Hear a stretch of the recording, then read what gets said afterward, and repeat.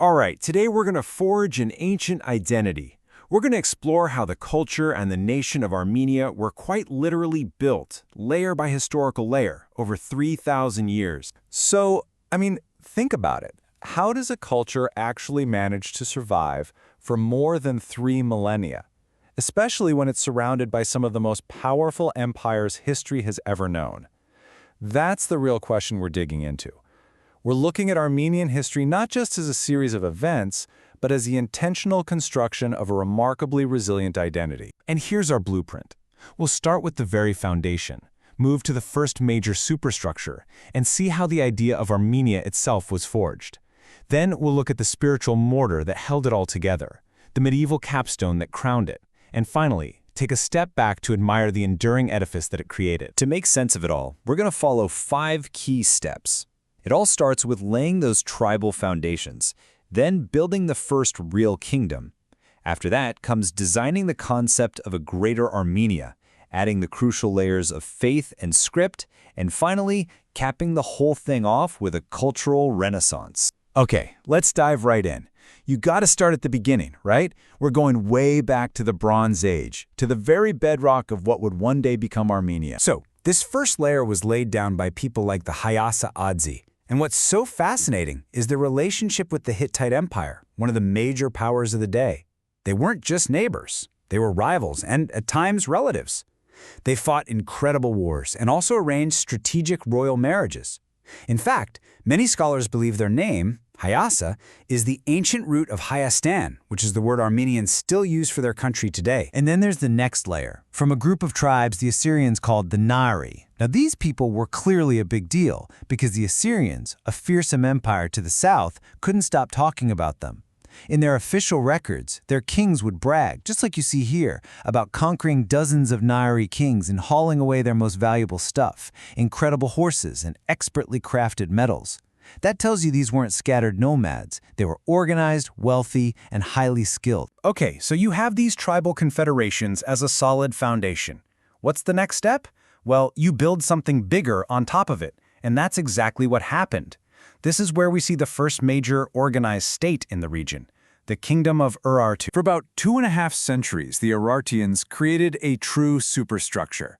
They built a powerful capital, Tushpa, and they protected it with these absolutely massive fortresses, built with giant, almost otherworldly cyclopean stones. Their engineers were masters of water, building complex canal systems to make the highlands fertile. And crucially, they kept their royal records in their own unique language. This was a statement. This was them saying, we are no longer just a collection of tribes. We are a kingdom. But kingdoms rise and fall. After Urartu collapsed, the stage was set for a new identity and a new name to emerge from the ashes, Armenia. And you can see on this timeline just how fast things started happening. First, around 570 BCE, the region gets the name Armenia, but it's as a province, a satrapy of the massive Persian Empire. Then Alexander the Great comes along and just shatters that old world order. A local ruler named Artaxiad I sees his chance and, in 189 BCE, declares an independent kingdom. And then you get this brief, incredible moment under his descendant, Tigranes the Great, where this kingdom becomes a full-blown superpower, an empire stretching from sea to sea. Now, Tigranes' empire didn't last. The Romans and Parthians saw to that. But what he created that did last was something way more important. The idea. The blueprint for a unified, greater Armenia was now forged in the minds of the people. This memory of having a large, powerful, sovereign kingdom would become a central pillar of their identity for all the centuries that followed. So a physical kingdom is one thing. A blueprint is powerful. But for an identity to survive being constantly squeezed between giant empires, it needs a binding agent. It needs a kind of spiritual mortar to hold all the bricks together and make it truly unbreakable. In the year 301 CE, something absolutely revolutionary happens. The king, Tiridates III, declares Christianity the official state religion. Now, think about that. This decision makes Armenia the world's very first Christian nation. We're talking a full decade before the Roman Empire even legalized the faith. It was a radical, defining move. And then, just over a century later, they add another critical pillar, to really make this new faith their own and to resist being culturally swallowed by their neighbors, a scholar named Mesrop Mashtots creates a unique Armenian alphabet.